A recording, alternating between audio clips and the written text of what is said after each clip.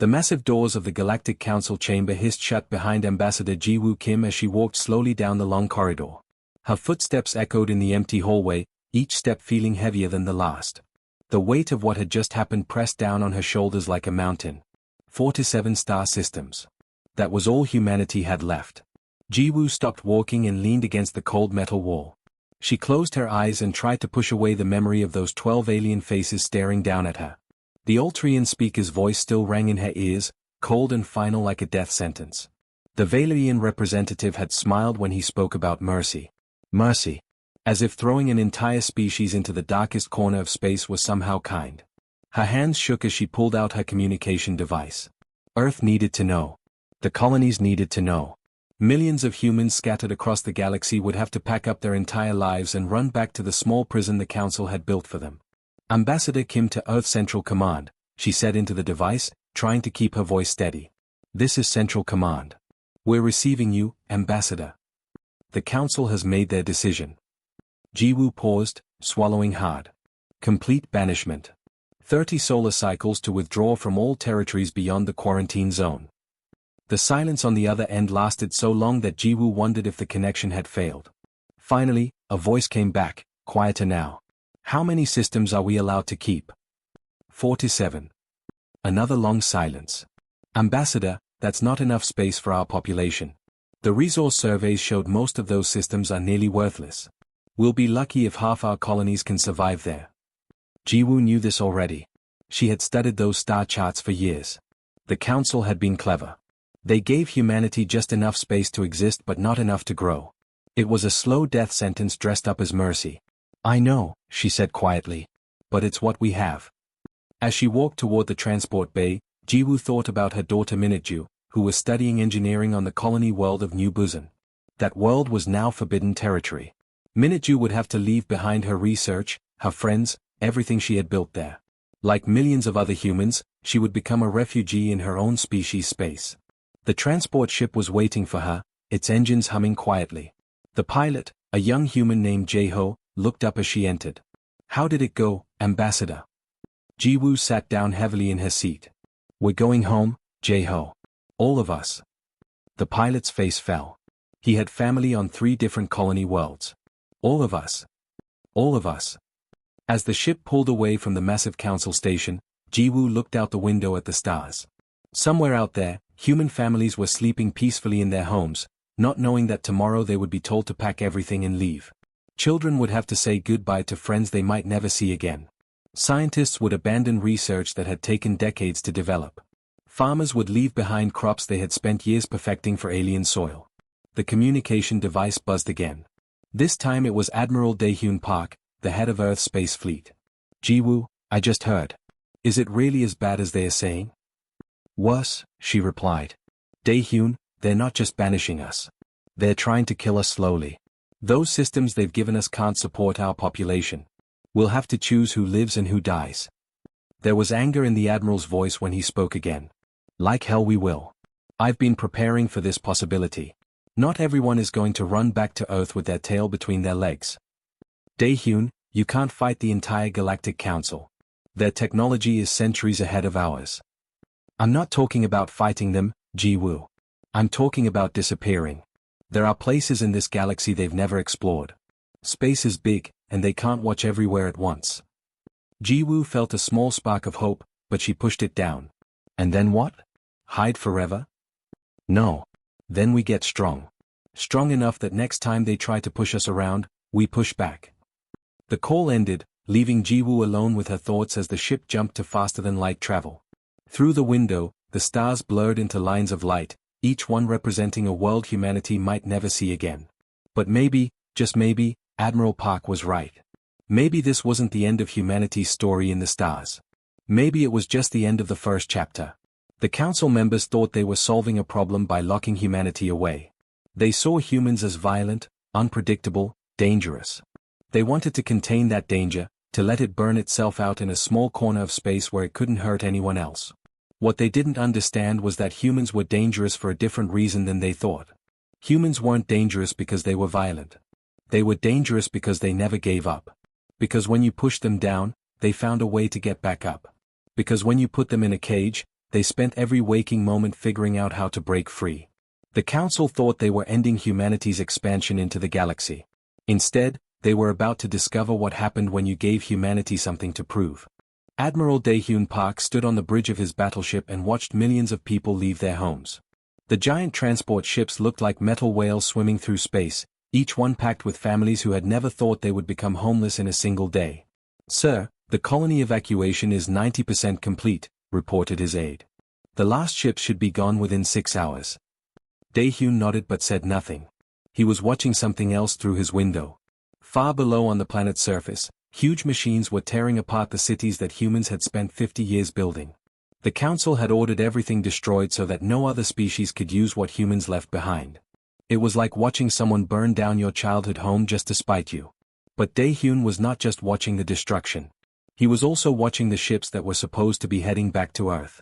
Most of them were doing exactly what the Council expected. They were flying straight back to the prison of 4 to 7 star systems that humanity had been given. Most of them, but not all. His communication device buzzed quietly. "Admiral Park, this is Captain So-Young Lee." "Go ahead, Captain." "The Busan fleet has arrived at the meeting point. 23 ships total, all family volunteers. No Council ships followed us. We're invisible out here." Dae-Hyun smiled for the first time in weeks. While everyone was watching the big show of humanity's defeat, his people had been quietly slipping away into the darkness between stars. For 2 years, he had been planning for this day. He had known the Council would eventually try to cage humanity, and he had prepared. "Any problems with the new base construction?" he asked. "None, sir. The asteroid base is working perfectly. The electromagnetic shields are keeping us hidden from all Council sensors. As far as they know, this part of space is completely empty." It was beautiful, really. The Council thought they knew everything about the galaxy. They had mapped the main trade routes, catalogued the important star systems, and claimed all the good planets for themselves. But space was huge beyond imagination, and there were thousands of places they had never bothered to explore. Dark regions between the spiral arms where old stars burned quietly and dead planets drifted in the cold. Perfect places to hide and grow strong. "Admiral," another voice came through the communication system. "This is Commander Jin-Ae Kim from the Seoul Group. We've established contact with the mining teams. They've found what we're looking for. Rare metals. Better than that, sir. Whole asteroid fields full of materials the Council thinks are worthless but we can use. And something else. The survey teams found some kind of old ruins on the third planet. Really old. The dating equipment says they're older than any Council species." Dae-Hyun felt his heart beat faster. Ancient ruins meant ancient technology, and ancient technology might mean advantages that the Council had never seen before. "Keep those ruins completely secret," he ordered. "Only your most trusted people get anywhere near them." "Yes, sir."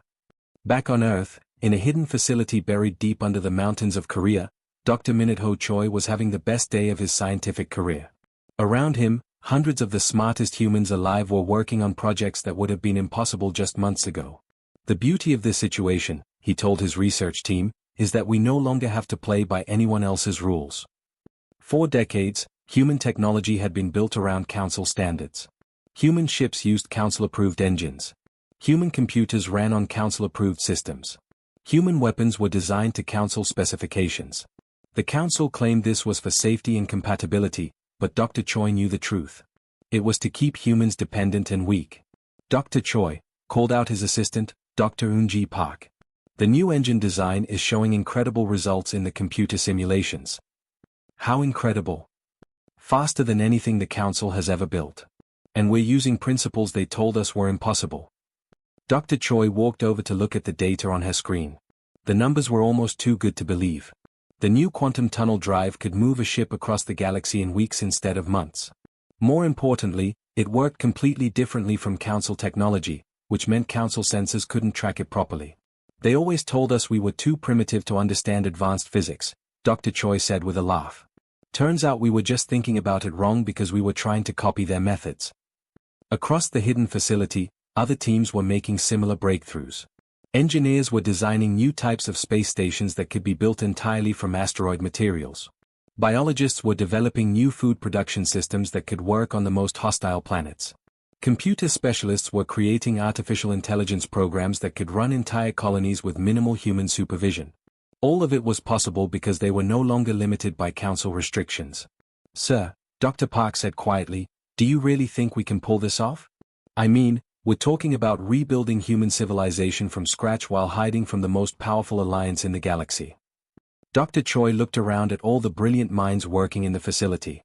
Then he thought about Admiral Park's secret fleets disappearing into the dark corners of space. He thought about the millions of humans who had been forced from their homes but refused to give up hope. Unji, he said, they made one very big mistake. What's that? They thought exile would make us weaker. But humans have never been stronger than when we have something to prove. Dr. Haijin Yo watched the stars bend and twist around her ship as it dropped out of quantum tunnel space. 50 years ago, this trip would have taken her 4 months. Today, it had taken 3 hours. She smiled as she looked at the engine readings on her control panel. The Council's best ship still couldn't match the speed of her little research vessel. Dr. Yo, this is Mining Platform 7. We see you on our sensors. Welcome back. Thank you, Platform 7. How are the new foundries working? Better than we dreamed, Doctor. Engineer Kim's machines built 3 new habitat domes just this week. Each one can house 10,000 people comfortably. Haijin shook her head in amazement. When the Council had banished humanity to their 4 to 7 star systems, they thought they were giving humans a death sentence. Those systems were supposed to be worthless, full of dead rocks and empty space. But humans had a talent for making something from nothing. Her ship docked with the mining platform, and she walked through corridors that hummed with activity. Everywhere she looked, humans were working together in ways that would have been impossible 50 years ago. Korean scientists worked next to engineers from what used to be America. Former Chinese military officers took orders from African mining specialists. The old countries of Earth seemed like ancient history now. Dr. Yo. Engineer Tai Woo Kim waved to her from across the main work area. Come see what we've built. She followed him to a huge window that looked out into space. Below them, a massive construction project was taking shape. Dozens of robot builders worked around the clock, using materials mined from nearby asteroids to create something that looked like a small city floating in space. 17 habitat domes completed this month, Tai Woo said proudly. Each one completely self-sufficient. Air recycling, food production, manufacturing, everything. And the best part? The robots can build more robots, so the construction gets faster every month. How many people can live here when it's finished? 2 million, easily. And this is just one platform. We have 37 others like it scattered through our territory. Haijin did the math in her head. 50 years ago, the 47 systems the Council gave them could barely support 50 million humans. Now those same systems could house over 1 billion people comfortably, with room for billions more. But the real changes weren't just about population.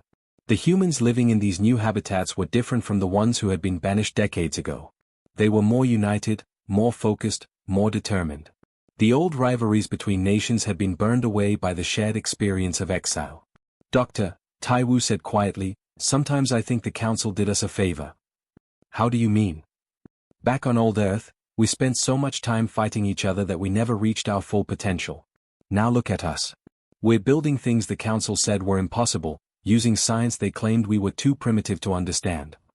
Her communication device buzzed with an urgent message. It was from Admiral Boram Park, commanding the secret exploration fleets in the outer regions. Dr. Yo, we need you out here immediately. We've found something incredible. What kind of something? The kind that changes everything. How quickly can you get to the Kepler 8499 system? Haijin checked her star charts. That system was far beyond the Council's explored territory, in the dark regions where Admiral Park's people had been hiding and building for 50 years. 6 hours with the new drive. Come alone, and tell no one where you're going. This is bigger than anything we've discovered before. 6 hours later, Haijin's ship arrived at coordinates that should have been empty space. Instead, she found herself looking at a hidden human base that took her breath away.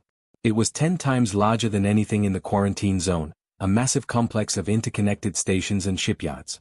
Dr. Yo, welcome to Deep Haven Station, came Admiral Park's voice over the radio. Population 4 million and growing. Admiral, this is amazing. How long have you been building this? Since the first year of exile. While everyone was watching our official retreat, my grandfather's people were busy out here. We now have 17 major bases in unexplored space, with a total population of 60 million. Haijin's ship docked with the station, and Admiral Park met her at the airlock.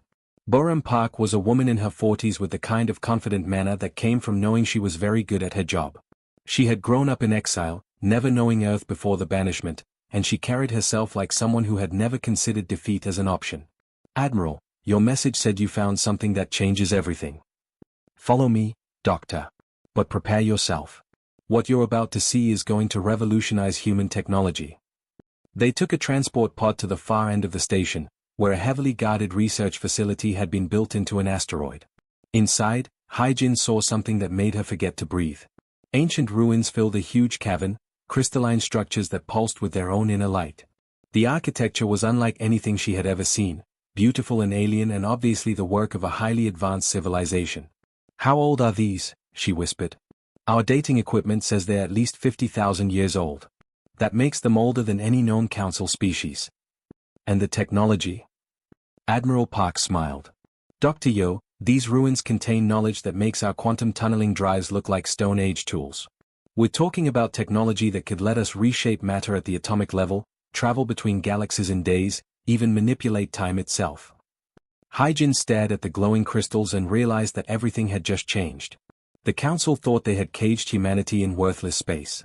Instead, they had given humans access to the greatest treasure in the galaxy. The exile was over. It was time for humanity to return to the stars. Captain Jin Se-yoon was having what he thought would be a very ordinary day. His patrol ship, the Dominance, was cruising through the outer edges of Valerian space, checking for illegal miners or smugglers. It was boring work, but someone had to do it. Then his sensor operator, a young Valerian named Kethra, started making excited clicking sounds with his mandibles. "Captain, I'm reading a human ship on the edge of our territory." Jinsu's 4 eyes focused on the display screen. Sure enough, there was a small vessel drifting in space about 50,000 kilometers away. The ship's design was clearly human, with those strange angular lines that humans seem to prefer. How did humans get this far from their prison zone? Jinsu muttered. The quarantine zone was hundreds of light years away. No human ship should be able to travel this distance without being detected by Council monitoring stations. "Sir, should we contact Council Command?" "Not yet. Let's see what these lost sheep are doing first. Maybe they're just refugees who got confused about directions."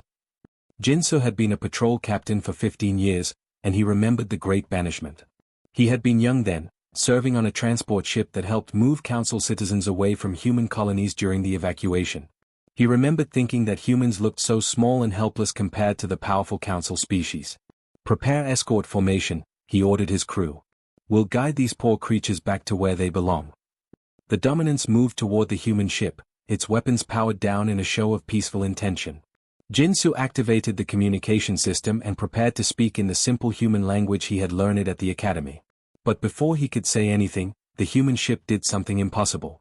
It accelerated. Not just fast acceleration, but acceleration that broke every law of physics that Jinsu understood. The human ship went from drifting in space to moving faster than light in less than 3 seconds. Jinsu's instruments couldn't even track it properly. Then, just as suddenly, the human ship stopped. It was now positioned directly in front of the Dominance, close enough that Jinsu could see the human writing on its hull. "What just happened?" Kethra whispered, his voice shaking. Before Jinsu could answer, his communication system activated. A human face appeared on his main screen, a woman with dark hair and calm eyes. She was wearing what looked like a military uniform, but it was sleeker and more advanced than anything Jinsu remembered humans having. "Valerian vessel," the woman said, speaking in perfect Valerian dialect without any accent. "You are currently in human territory. Please state your business or withdraw to neutral space." Jinsu's mandibles clicked rapidly, a sign of confusion among his people. "Human territory? That's impossible. Your species was banished to the quarantine zone 50 years ago. You have no territory beyond those 47 systems." The human woman smiled politely. "I am Commander Eugene Park of the Human Space Command. The quarantine zone you mention encompasses 47 systems in what you call Sector 7. You are currently in the Kepler 2847 system, which is in Sector 12, approximately 400 light-years beyond the quarantine zone boundaries. This sector has been under human administration for 37 years. "That's impossible," Jinsu repeated, but his voice was weaker now. His senses were starting to show him things that shouldn't exist. The space around his ship, which had appeared empty just minutes ago, was now lighting up with activity. Orbital stations appeared on his screens, some of them larger than Valyrian military bases. Defense platforms materialized from what must have been advanced stealth systems. Shipping lanes that had been invisible were now clearly marked with human traffic control beacons. Captain, Kethra's voice was barely a whisper, there are 17 major installations within scanning range. And I'm reading at least 40 ships of various sizes. How did we not see any of this before? Jinsa stared at his instruments in shock. The humans hadn't just escaped their prison. They had built an entire hidden civilization right under the Council's nose. Commander Park, he said slowly, how is this possible?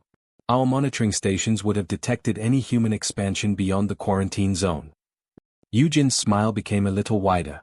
Captain, your monitoring stations are designed to detect Council technology. They look for engine signatures, communication frequencies, and construction materials that match Council standards. We stopped using Council technology decades ago. But the Galactic Council controls all advanced technology.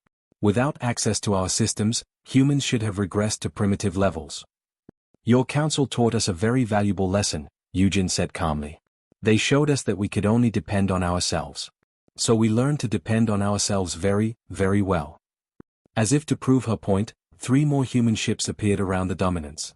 They had materialized without any warning, using stealth technology that made them completely invisible to Valyrian sensors. Captain Yoon, Eugen continued, you and your crew are welcome to remain in this system as our guests, or you may return to Valyrian space and report what you've seen. Either choice is acceptable to us. And if I choose to report this to the Council? Then you report it. We have nothing to hide anymore. Jinsa looked around at his crew. They were all staring at the displays showing human installations that rivaled anything the Council had built. Ships that moved faster than physics should allow. Technology that was completely unknown to the most advanced species in the galaxy. Commander Park, he said quietly, what do humans want? The same thing we've always wanted, Captain.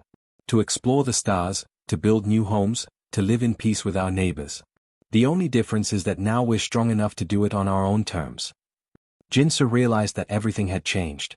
The small, helpless humans he remembered from 50 years ago were gone. In their place was something the Council had never expected. An equal. The Great Council Chamber had never seen chaos like this. For 300 years, the Galactic Council had met in this crystalline hall with perfect order and dignity. Today, representatives from 12 different species were all shouting at once, their translators creating a babel of confused noise. Order! Order!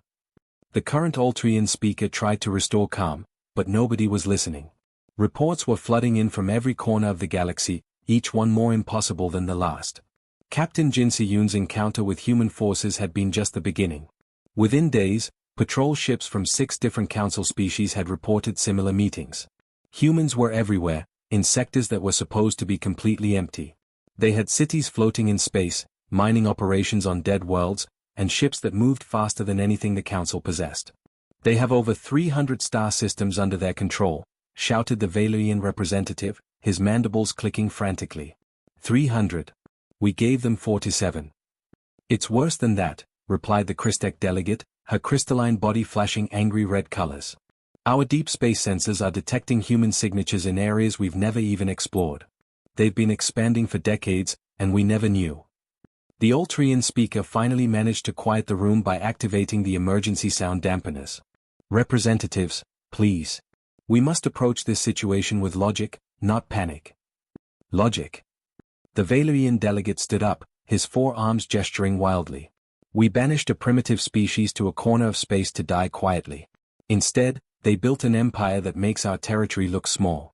Where is the logic in that? 3 months later, the same chamber was filled with a different kind of tension. This time, the chaos was controlled, organized. The Galactic Assembly had been reformed, expanded to include new members. For the first time in Council history, a human sat among the representatives of the great galactic powers. President Sujin Park Kim walked slowly to the speaker's podium. She was a woman in her 50s, with the kind of calm confidence that came from representing a species that had survived the impossible. Her great-grandmother had been Ambassador Ji-woo Kim, who had stood in this same chamber 100 years ago and watched humanity be sentenced to exile. Her great-grandfather had been Admiral Daehyun Park, who had refused to accept that sentence. As she reached the podium, the chamber fell completely silent. Representatives who had been chattering nervously just moments before now watched her with the careful attention usually reserved for dangerous predators. 100 years ago, Sujin began, her voice carrying clearly through the chamber's translation system. My great-grandmother stood in this room and watched you sentence humanity to what you believed would be a slow death in the empty regions of space. The current Altrian speaker, a descendant of the one who had pronounced the original sentence, shifted nervously in his crystalline chair. He had inherited his position just 5 years ago and had never expected to deal with anything more complicated than trade disputes and border negotiations. You believed that isolation would make us weak, Sujin continued. You thought that cutting us off from galactic civilization would cause us to turn inward, to fight among ourselves, to eventually fade away into irrelevance. She gestured to the massive holographic displays that filled the air above the assembly. Images appeared showing human cities built inside asteroids, ships that looked like nothing the Council had ever seen, and medical facilities where humans and aliens worked together to cure diseases that had plagued the galaxy for millennia. Instead, you gave us the greatest gift our species has ever received. You forced us to stop depending on others and learn to depend on ourselves. You made us discover what we were truly capable of. A Valerian delegate raised one of his 4 arms. President Park Kim, your species has clearly advanced far beyond what we thought possible. But what are your intentions? Are you here to demand revenge for the banishment? Sujin smiled, and for a moment, she looked exactly like her great-grandmother had when she was young. Revenge? Representative Ka-10, revenge would be a waste of everyone's time. We're here because we believe the galaxy can be better than it has been.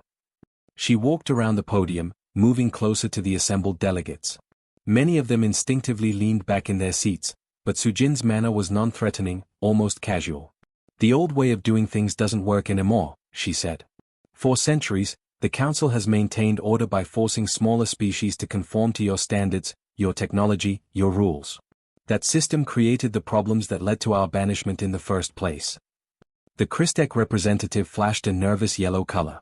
What alternative do you propose? Partnership. Real partnership. Not the kind where stronger species dictate terms to weaker ones, but the kind where different species contribute their unique strengths to solve common problems. She gestured again, and the displays showed new images. Human quantum tunneling engines being shared with Council shipbuilders. Altrian crystal technology being combined with human manufacturing techniques to create amazing new materials. Valerian military discipline being taught alongside human adaptability to create better peacekeeping forces. We offer our technology freely to any species that wants to learn from it. We ask for nothing in return except the same courtesy. Some of you will choose to work with us closely. Others will prefer to maintain their independence. Both choices are perfectly acceptable. The Altrian speaker leaned forward in his chair. And if we choose to reject your offer entirely? Then you reject it, Sujin said simply. We're not going to force anyone to cooperate with us. The age of forcing others to conform to our will is over, regardless of who is doing the forcing. As the session continued and new treaties were discussed, something historic was happening. For the first time in galactic history, the most advanced species were not the ones making demands. Instead, they were the ones being offered a choice. The Council had tried to exile humanity from civilization. Instead, they had accidentally created the leaders of a new kind of civilization, one built on cooperation instead of domination. It was, everyone agreed, a much better way to run a galaxy.